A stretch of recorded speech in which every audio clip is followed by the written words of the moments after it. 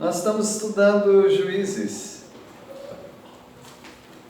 Todos sabem que o contexto de Juízes nos traz a informação de que o povo de Israel deveria entrar na terra e conquistar na força.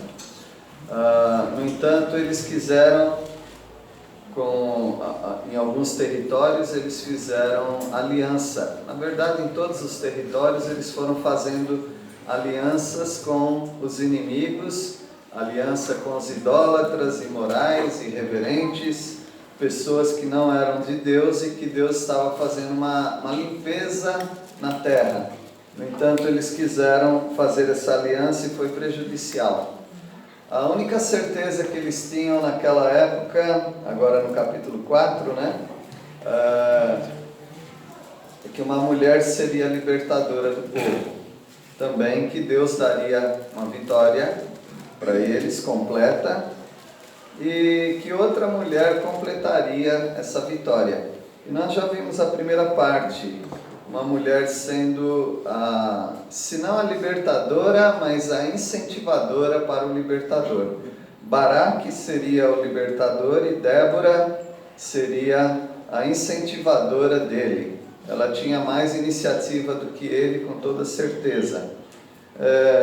Interessante como alguns querem forçar a situação de uma maneira de fazer com que Baraque fosse o marido de Débora. Agora a Bíblia diz aqui em Juízes 4:4, Débora profetiza mulher de Lapidote. Então eles dizem que esse Lapidote seria o Baraque, um outro nome para ele, porque é comum na Bíblia pessoas com mais de um nome, ser conhecidas com outros nomes. Mas não precisa forçar o texto dessa maneira. Baraque era o comandante do exército, o que daria a libertação para Israel. A gente precisa tomar muito cuidado com essa bobagem de briga dos sexos, essa separação que a sociedade faz em várias áreas, com várias pessoas, pela cor de pele, pelo comportamento, pelo time que torce, pelo gênero da pessoa. Nós não estamos nessa briga. Débora realmente tinha mais iniciativa que Baraque. Só que lá em Hebreus capítulo 11, nos heróis da fé, a Débora não consta, é Baraque quem está. A mulher veio do homem. Deus criou o homem e a partir dele, da costela dele, veio a mulher.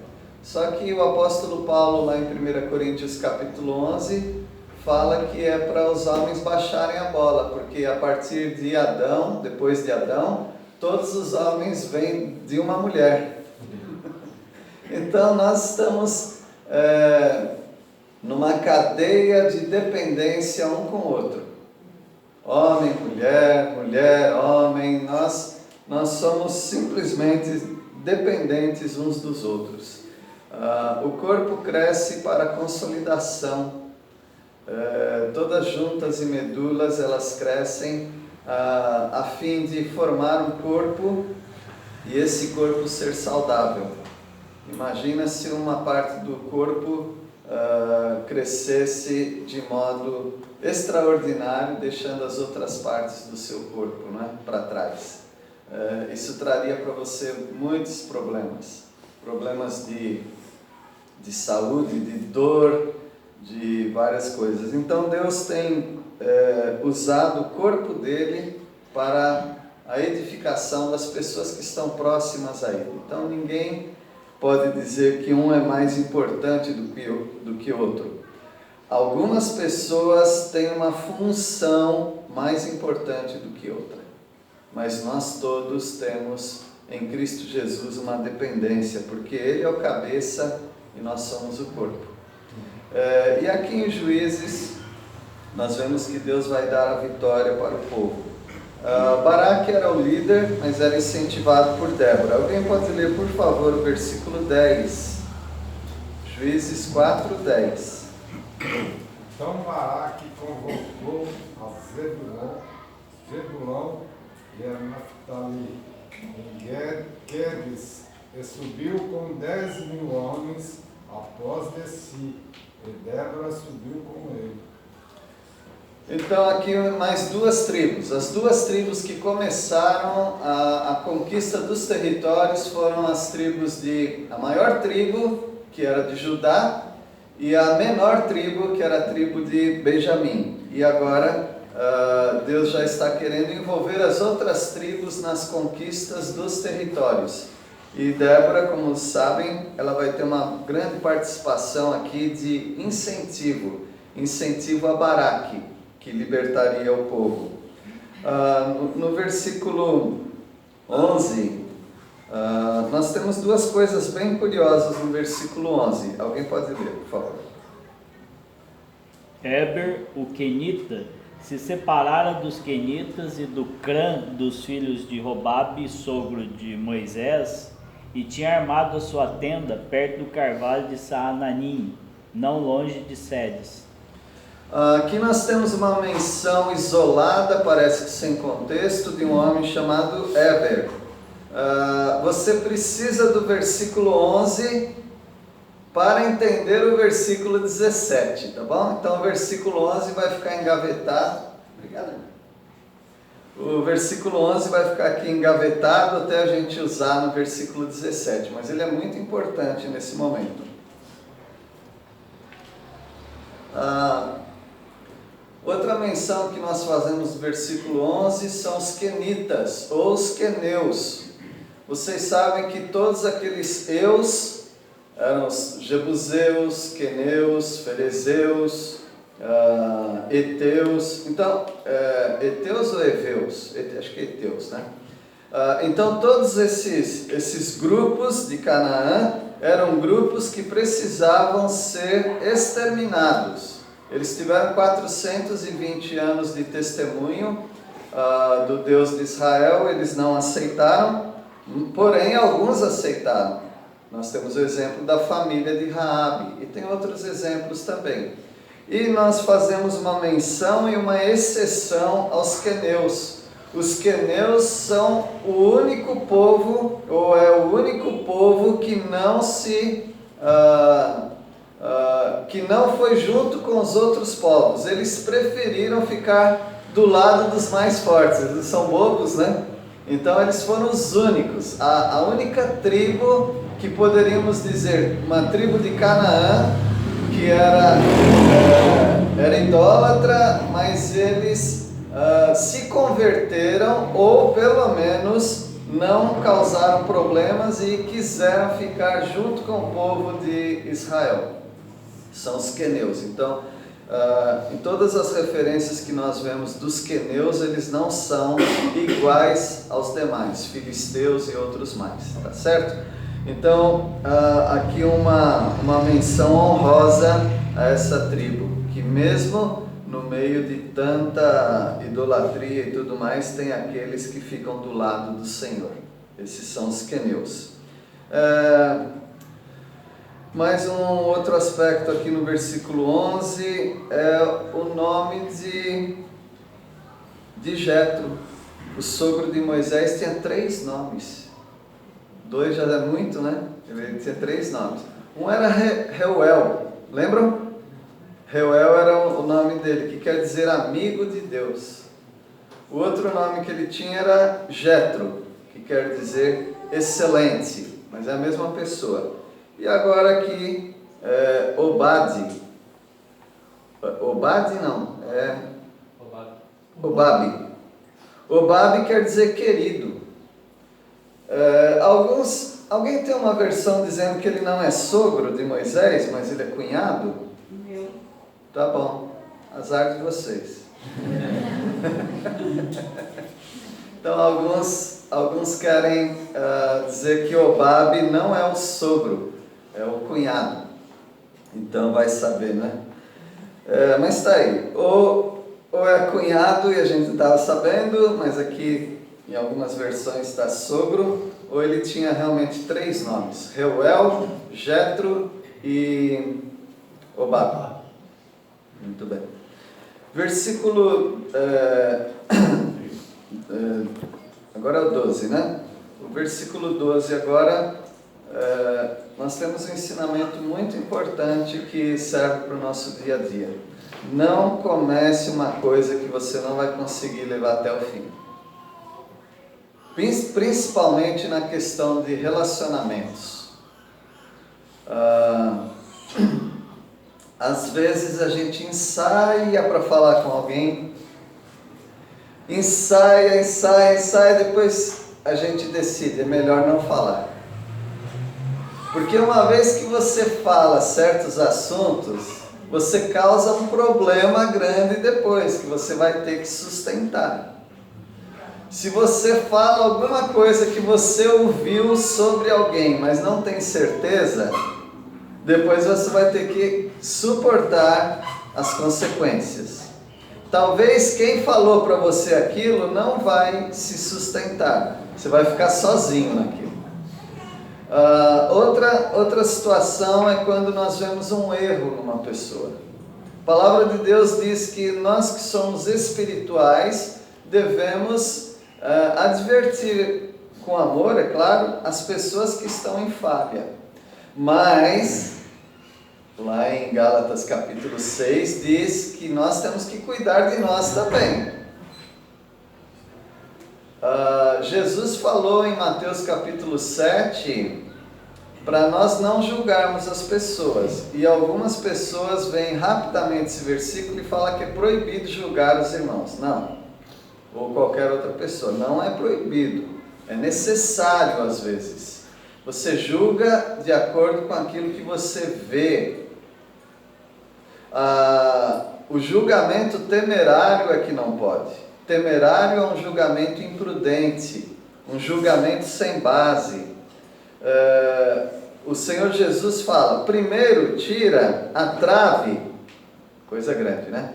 Do seu olho, aí depois você está pronto para tirar o cisco no olho do irmão. Então não diz que você não pode tirar o cisco do olho do irmão, mas você tem que cuidar com a sua vida. Então, aquilo que você vai começar, é melhor você ensaiar bem, pedir sabedoria do Senhor. Se você vai entrar numa discussão com a sua esposa, é melhor você se preparar, porque pode dar muito ruim. E aí o ambiente fica quase que insuportável para o dia seguinte. Então, meus irmãos, são palavras de sabedoria que a palavra de Deus nos dá diretamente, ou como esse texto aqui, indiretamente. Prepare-se para a grande batalha que você tem no dia a dia. Mas prepare-se, porque depois você vai entrar numa situação muito difícil. Versículo 12, alguém pode ler? Anunciaram a Sísara que Baraque, filho de Abinoão, tinha subido ao monte Tabor. Então Sísera era o comandante do exército de Azor, do rei Jabim, e ele é quem está oprimindo o povo de Israel. O Baraque se colocou à disposição, incentivado por Débora, para libertar o povo. E isso chegou nos ouvidos de Sísera. Agora, meu amigo, agora você se prepara, porque chegou aos ouvidos dele, você vai ter que batalhar mesmo, porque o Sísera vai vir com tudo. Versículo 13. Ele mandou trazer seus 900 carros de guerra com rodas de ferro e todos os seus guerreiros, e eles marcharam de Arosete a Goim até o rio Kizom. Então, ouvi falar que você quer acabar comigo? Pois não, estou aqui. 900 carros de ferro. Nós falamos que essa técnica, essa arte do ferro era a especialidade dos filisteus. Os filisteus eram muito temidos por causa disso. E agora esse que nem filisteu é, ele tem uma tecnologia importada. Então o poder bélico dele, de armas, é muito forte. Então Baraque e Débora tinham que saber exatamente o que eles estavam fazendo antes de enfrentar um homem desse. O nosso Deus vai nos dar a vitória. Mas a vitória que Deus nos dá, ela não é uma vitória que é dada de mão beijada a qualquer pessoa e ao crente relaxado. Você tem que se preparar em oração, você tem que se preparar com um bom testemunho e você tem que se preparar com algo chamado convicção. Não faça nada sem convicção, porque você pode no meio do caminho ser exterminado. Convicção é aquilo que te empurra e que você vai contra pai, mãe, irmãos, contra as pessoas, porque você sabe que Deus quer para a sua vida.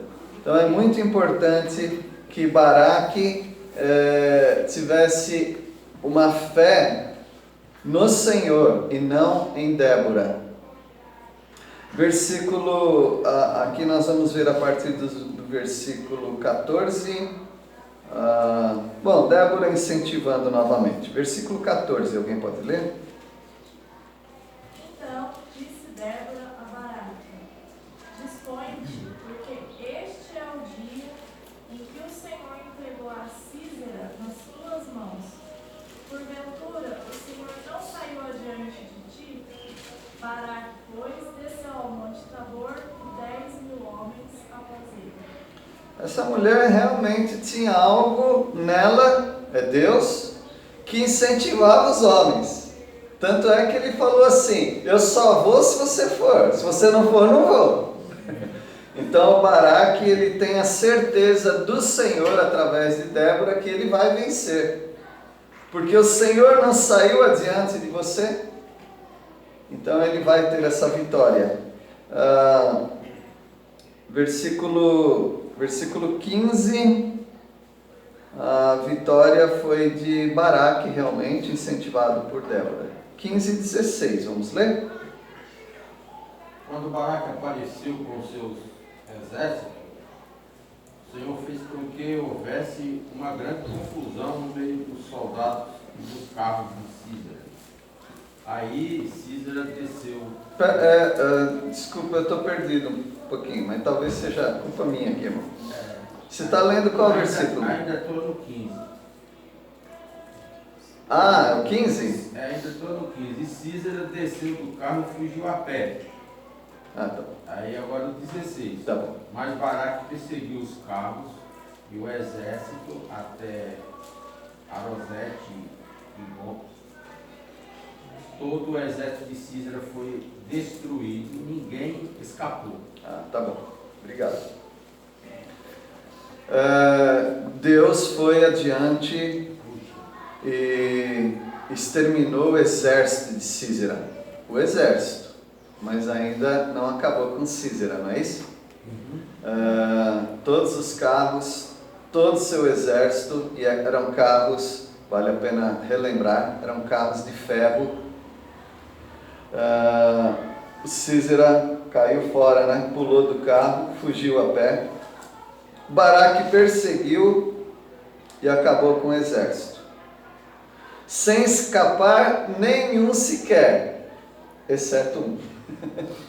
Nenhum sequer quer dizer do exército, mas o Sísera, o comandante, ele escapou. A vitória completa só estaria quando derrotasse Sísera. E o que Baraque vai fazer agora? Aqui entra a atuação de outra mulher. Então, homens, temos que engolir o capítulo 4 de Juízes. Deus está fazendo uma grande obra através das mulheres também. Então nós não estamos numa disputa, nós já falamos no outro estudo. A palavra de Deus diz que no lar, quem deve conduzir é o marido. Mas alguns maridos não estão conduzindo. Então nós temos que dizer para as mulheres: avante, adiante, ensine a palavra de Deus aos filhos, instrui o marido a ser um homem de verdade, conduzindo a família, mas se ele não quer, vai você sozinha, porque você não pode comprometer a sua vida espiritual dos seus filhos por causa de homens que não estão cumprindo o papel deles. Vamos lá, outra mulher. O nome dela agora é Jael. Ela vai completar a vitória. Lembra do versículo 11 para ficar engavetado? Vamos tirar da gaveta agora. Versículo 11 dizia: Eber, queneu, tinha se apartado dos queneus, dos filhos de Robabe, sogro de Moisés. Havia armado suas tendas até o carvalho de tal cidade, tal. Então esse homem, Eber, ou a família dele, vai entrar agora com uma grande importância nessa vitória completa. Versículo 17, alguém pode ler? Porém Cícera fugiu a pé para a tenda de Jael, mulher de Eber, queneu. Portanto havia paz entre Jabim, rei de Azor, e a casa de Eber, queneu. Então o Císera, ele foge e ele vai lá para aquele acampamento onde tem as tendas dos queneus. Os queneus, tranquilo, na mente de Císera, queneu é cananeu. Sendo que eles são de Canaã, então eles estão a favor de todos aqueles povos que fazem uma aliança contra a nação de Israel. Na mente dele era assim, mas nós já explicamos algo que Císera não sabia. Os queneus eram exceção. Os queneus estavam do lado do povo de Israel. E ele entra numa tenda, chega numa tenda, e Jael, a mulher de Eber, que nós vimos no versículo 11, né? Ela fez um estratagema aqui. Ela enganou Císera. Ele se deu muito mal. E essa mulher, ela foi muito habilidosa no argumento dela, na hospitalidade falsa dela, e ela conseguiu derrotar Císera. Vamos ver o versículo 18. Saindo Jael ao encontro de Císera, disse-lhe: Entra, Senhor meu, entra na minha tenda, não temas. Retirou-se para a sua tenda e ela pôs sobre ele uma coberta. Então Jael, todo mundo já sabia que Císera era contra o exército de Israel, o comandante, né? E ela já encontra o Císera e fala: o senhor está bem guardado aqui. Entra aqui na minha tenda. Vou colocar uma cobertinha em cima do senhor. O senhor deve estar cansado. O senhor está com sede? Ele mesmo já fala que está com sede, né? Quero água. Não, mas só água não. Vou te dar um iogurte aqui, ó. Vou dar para o senhor o do melhor. Versículo 19. Sempre tome cuidado com uma mulher, tá? Então ele lhe disse: peço que beber um pouco d'água, porque tenho sede. Então ela abriu o olho e deu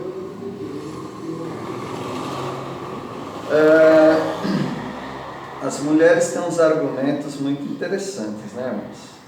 Os homens não conseguem vencer os argumentos que as mulheres têm. E essa mulher usou da habilidade que Deus já deu para as mulheres. E ao dar aquela recepção para ele, ele não tinha como duvidar dela.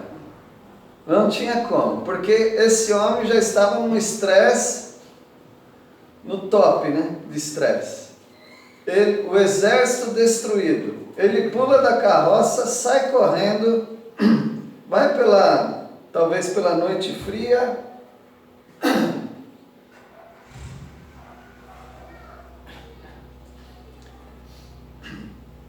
e ele chega nessa tenda, tem essa hospitalidade, e ele mal sabe o que vai acontecer com ele. Versículo 20. E ele lhe disse mais: Põe-te à porta da tenda, e há de ser que, se vier alguém te perguntar, há aqui alguém? Responde, não. Esse homem sabe que a cabeça dele está a prêmio. Encontrou uma mulher com quem ele pode confiar a vida dele a ela. Ele pensava isso. E ele vai tirar esse sono aqui e fala para ela: olha, quero abusar não, mas fica aí na tenda. Se alguém perguntar de mim, fala que eu não estou aqui, que eu não vim por aqui. E ele vai tirar o cochilo dele tão necessário. Vai ser o último dele. Versículo 21. Mas quando Cisa, exausto, dormia um sono profundo, Jael, a esposa de Éber, se aproximou silenciosamente com um martelo e uma estaca de tenda na mão, e atravessou o crânio dele com a estaca, e ficou preso ao chão. Foi assim que Cisa morreu. Dá até um negócio, né? Essa mulher aqui parece que saiu dos filmes de Drácula, de vampiro, né? Não dá uma estaca na mão dessa mulher que ela... essa mulher foi grandemente usada por Deus, assim como Débora. Se os homens não estavam fazendo o que deveriam fazer, as mulheres estavam. Deus queria que eliminasse esses idólatras, imorais e irreverentes da terra. O povo foi fazendo aliança. E nós falamos dos perigos da aliança. Muitas pessoas não aceitam o Antigo Testamento porque Deus entrava matando e acabando com tudo. Mas Ele mandava matar crianças, é verdade. Só que quando eles resolveram não matar, o que aconteceu? Eles se envolveram com o deus Baal, a deusa Astarote, a Sera, e esses deuses pediam os filhos do povo de Israel. E eles davam os bebezinhos deles nos sacrifícios e matavam os próprios bebezinhos deles. Aí a gente volta àquela questão. Mas Deus mandava matar até as crianças. Pois é, você acha que aquele povo fazia o que com as crianças? Eles matavam suas próprias crianças e agora eles podiam alimentar os deuses deles com as crianças dos israelitas. Deus não se engana. Deus já tinha condenado aquele povo. Deus está mandando hoje pessoas diariamente para o inferno e ninguém está falando nada. Deus continua matando. O Senhor Jesus falou para não ter medo dos ladrões, porque eles roubam e o máximo que eles fazem é eles matam. Mas o que Deus pode fazer? Matar pessoas e mandar para o lago de fogo. Então nós precisamos pensar nos perdidos dessa maneira. Deus continua matando pessoas. Você não vai fugir dessa realidade. Então você precisa fazer aquilo que Deus mandou. Aqui no caso, não fazer aliança com esses perversos. Para nós hoje, além de não fazermos aliança, o contato que nós temos com eles é um contato de compaixão para evangelizá-los, para tirá-los do destino que eles têm do inferno. Versículo 22. Quando Baraque chegou, perseguindo Císara, Jael saiu para encontrá-lo e disse: venha cá, eu lhe mostro o homem que você está procurando. Então Baraque foi com ela e encontrou Císara no chão, morto, com a estaca atravessada na cabeça. Então a Jael, agora ela sai, não para encontrar Císara, né? Porque Císara já está morto, mas agora encontrar Baraque. E falou: vem. É muito perigoso entrar na tenda dessa mulher, viu? Mas agora é na paz, né? Ela fez a obra de Deus e ela chama Baraque e eu vou mostrar o homem que você está procurando. Tá aí o homem. Coitado do Baraque, hein? Coitado do Baraque, não dava uma dentro. Não dava uma dentro. Então o Baraque, só vou para a guerra se você for, falando para Débora.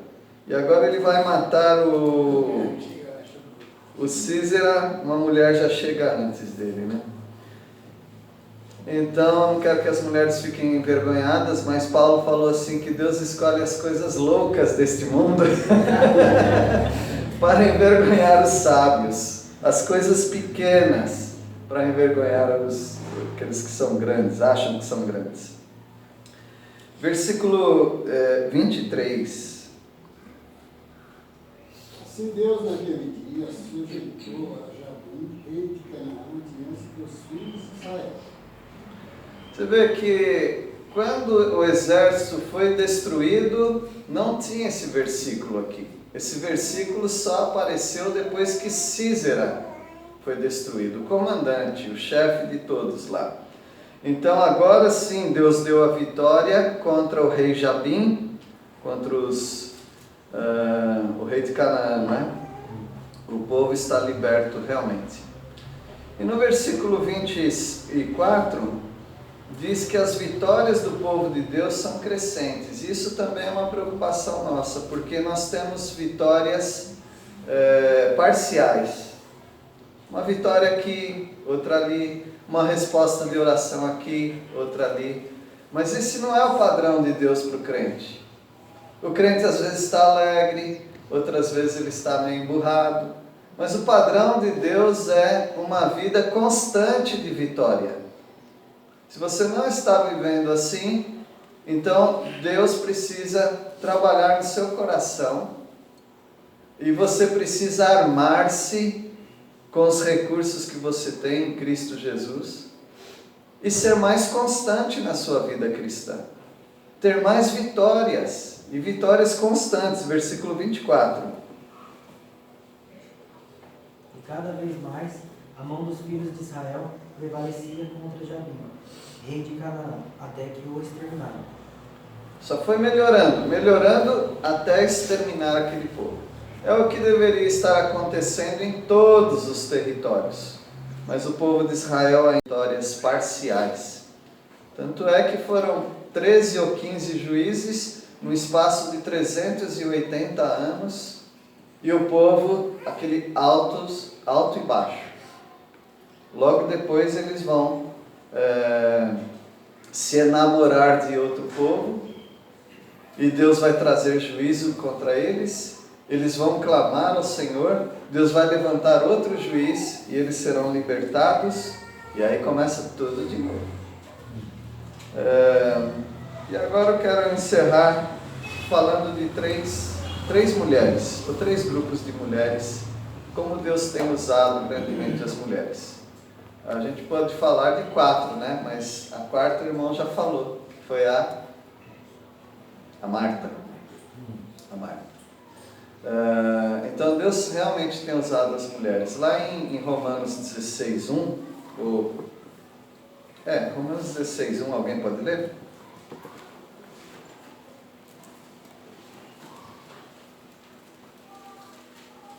Recomendo-vos a nossa irmã Febe, que está servindo a igreja de Sencreia. O apóstolo Paulo fez uma recomendação. Eu recomendo Febe. Essa irmã é uma irmã auxiliadora na igreja, e ela tem sido grandemente usada pelo Senhor. Febe. São outras, na verdade. Lucas 8, 1-3, vamos ler. Um grupo de mulheres que acompanhava Jesus. Lucas 8, 1-3.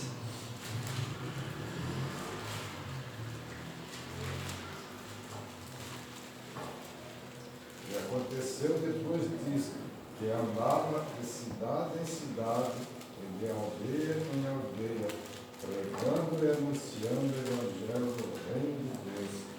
Os 12 iam com ele.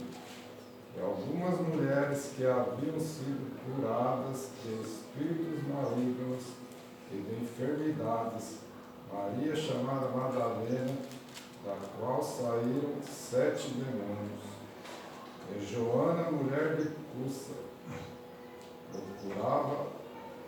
procurara do Herodes, e Susana, e muitas muitas outras que o serviam com suas fazendas.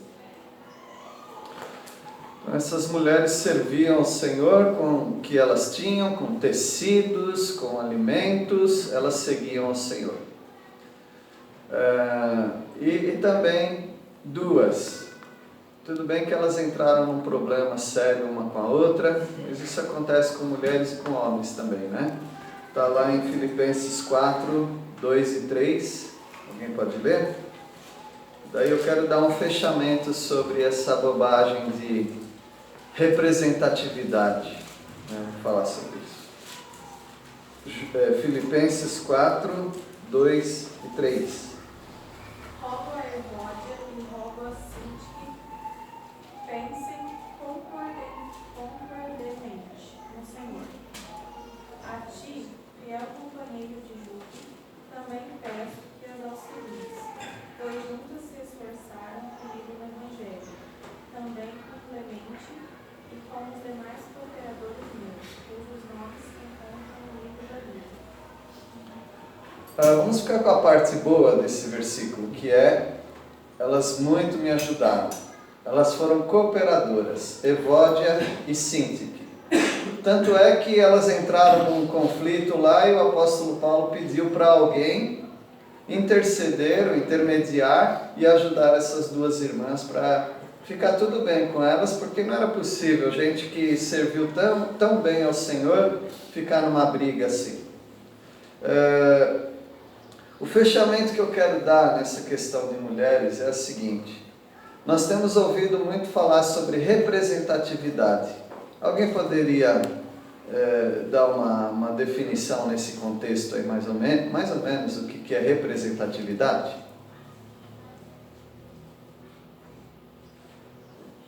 Seria um número expressivo que mostrasse: não, nós estamos aqui, nós queremos, nós podemos. Certo? Então hoje existe esse discurso: precisa ter representatividade. Tem que ter mais mulheres dirigindo empresas. Tem que ter mais mulheres na liderança de uma igreja. Tem que ter mais mulheres pastoras. Tem que ter mais mulheres cumprindo certas tarefas. Agora eu falei mulheres, tá? Mas poderia ser outras categorias, outras representatividades. Teria que ter mais pessoas asiáticas, mais pessoas negras. Eles falam que não pode falar negro, agora eu não sei mais como pode falar as coisas, né? Os termos são... Precisa ter mais autistas nessa área, tem que ter mais representatividade. O mundo está nos colocando numa loucura, um contra o outro.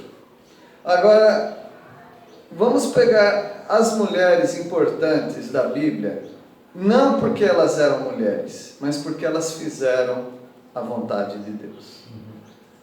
Raabe e a família foi poupada, mas não é para ter representatividade de mulheres, é porque ela fez o que deveria fazer, obedeceu ao Senhor. Débora não é porque é mulher, é porque ela era fervorosa e amava o Senhor e incentivou o homem que não tinha tanta iniciativa. A Marta, como o irmão já falou, a Maria, pessoas que em dado momento elas fizeram o que deveriam fazer. Essas mulheres que seguiam a Jesus, não é para ter representatividade de mulher. Precisa ter mais mulheres seguindo a Jesus. Tem que ter mais mulheres dando do seu dinheiro. Mais mulheres dando do alimento, dando tecidos para as roupas. Evódia e Sintique, é porque eram mulheres que serviam ao Senhor. Febe foi destacada não porque era mulher, mas porque servia ao Senhor.